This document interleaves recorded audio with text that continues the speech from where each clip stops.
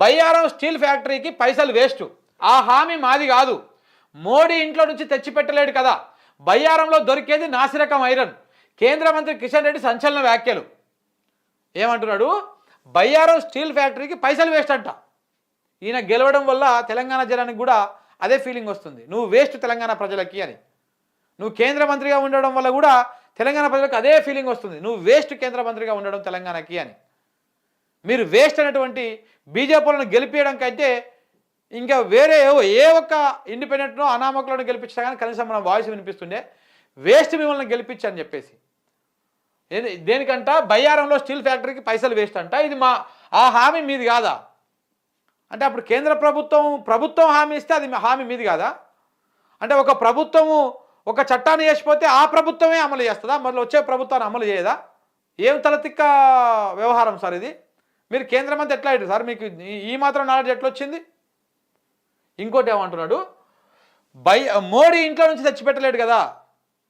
మోడీ ఇంట్లో నుంచి కాదు, నీ ఇంట్లో నుంచి కూడా తేవాల్సిన అవసరం లేదు. తెలంగాణ ప్రజలు కడుతున్నటువంటి సొమ్ము పన్ను ఏదైతే ఉందో ఆ పన్నుని తెలంగాణకి కట్టిన దాంట్లో మేము ఇక్కడ నుంచి తెలంగాణ నుంచి కేంద్రానికి పంపిస్తున్న పన్నులో సగం భాగం మనకి ఇచ్చినా కానీ ఈ రాష్ట్రము ఇప్పుడున్న దానికంటే ఇంకా సుసంపన్నం అవుతుంది. కానీ మీరు ఇస్తలేరు. తెలంగాణ రూపాయి పంపిస్తే కేంద్రానికి 10 పైసలు వస్తలేవు తెలంగాణ రాష్ట్రానికి తిరిగి. ఇంట్లో నుంచి తేవాలన్నా మోడీ, ఈ ఇంట్లో నుంచి తేవాలని ఓడి చెప్తలేడు.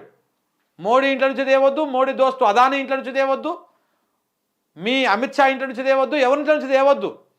జనం సొమ్ము మీరు తింటుర్రు, మీ సొమ్ము ఎవరు తినట్లేదు. ఇక్కడ మీరేదో ఆకాశంలోకి వెళ్ళి ఊడిపడ్డరు కాదు, జనాలు కట్టేటువంటి పనులతోని మీకు జీతాలు వస్తున్నాయి.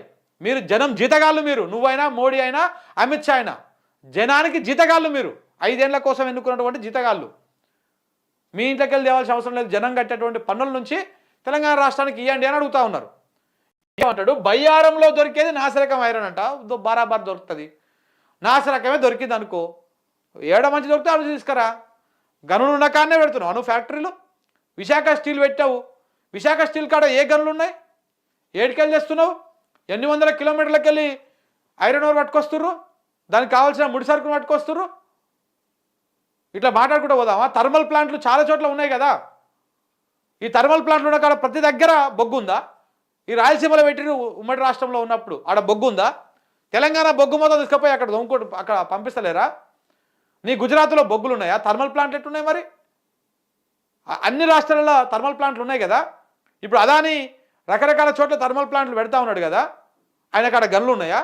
కొనుక్కొచ్చుకుంటలేడా? బాజాప్తా నువ్వు పెట్టు, స్టీల్ ఫ్యాక్టరీ పెట్టి ఆడ ఐరన్ ఓర్ చక్కగా లేకపోతే మంచిగా కంచు కొనుక్కరా. మాకు ఇచ్చేటువంటి హామీ నెరవేర్చండి అంటే ఈ కుంటి సాగులు ఎందుకు ఎత్తుకుంటారు? చేతగంతనం ఇది.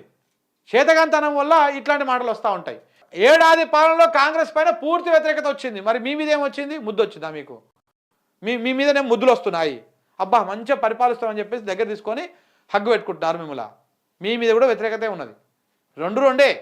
అది దాపల్ది రాష్ట్రంలో, నువ్వు ఒల్పల రాష్ట్రంలో. కేంద్రానికి పోతే మీరు దాపల, వీళ్ళు ఒల్పల. ఇద్దరు దొంగలే. కాంగ్రెస్ బీజేపీలు తోడు దొంగలు, మామూలు దొంగలు కారు. ఇలా కాంగ్రెస్ ప్రభుత్వం ఫెయిల్ అయింది. మీరు అటర్ ఫ్లాప్ అయ్యారు. వాళ్ళు ఫెయిల్ అయ్యారు, మీరు అటర్ ఫ్లాప్ అయ్యారు. 8 మంది ఉండి 8 రూపాయలు కూడా అడగరాలేకపోయారు కేంద్రానికి వెళ్ళి. ఇచ్చిన హామీలను అమలు చేయడంలో విఫలం. మీరు ఇచ్చింది ఏం చేసిర్రు? కాంగ్రెస్ ఫెయిల్ అయింది, అది తెలిసే తెలంగాణకి.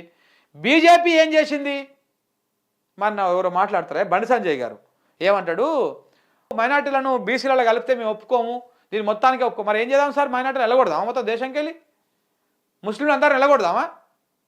మరి అట్లనే ప్రకటించేసాయి, ఈ దేశంలో ముస్లింలు ఎవరు ఉండొద్దు దేశంలో, ఈ దేశంలో మేమే ఉంటాము అని చెప్పి ప్రకటించామని మోడీని. ఓ చట్టం చేయమని. లేకపోతే మైనార్టీలకు ఇళ్ళ వద్దు, అల్ల వద్దు, వాళ్ళు వెలివేయ పడ్డవాళ్ళ ఏమన్నా? అందరూ సమానంగానే ఉండాలి కదా. హిందువుల హక్కుల విషయంలో కొట్లాడుతున్నారు, మంచిదే, సంతోషం, స్వాగతిస్తాం. కానీ హిందువులు మాత్రమే ఉండాలి, మిగతా వాళ్ళందరూ ఎవరు అట్లే ఉండకూడదు అంటే ఎట్లా? ఇలా ఎవరి మీద ప్రేమ కాదు, ఇలా హిందువుల మీద కూడా ప్రేమ ఉండదు. దొంగ ప్రేమ ఇలా అది మొత్తం. వీళ్ళు చూస్తందుకే వీడియోలలో కనపడుతుందుకే గుళ్ళు గోపురాలు చుట్టుముట్టు తిరుగుతూ ఉంటారు. కానీ ఇలా రాజకీయం మొత్తం ఓట్ల కోసమే. ఇట్లా హిందువులని అనుకూలంగా మాట్లాడితేనే ఓట్లు వస్తాయి అని. రానున్న కాలంలో కాంగ్రెస్కి గడ్డు కాలం మీది మరీ ఇంకా దారుణంగా ఉంటుంది, మీది దరిద్రంగా ఉంటుంది. మీది ఇంకా రానున్న కాలంలో వాళ్ళ గడ్డు కాలం వాళ్ళకి కన్ఫర్మే. మీది ఇంకా భవిష్యత్తు మీది మామూలు ఉండబోదు తెలంగాణలో చూడండి.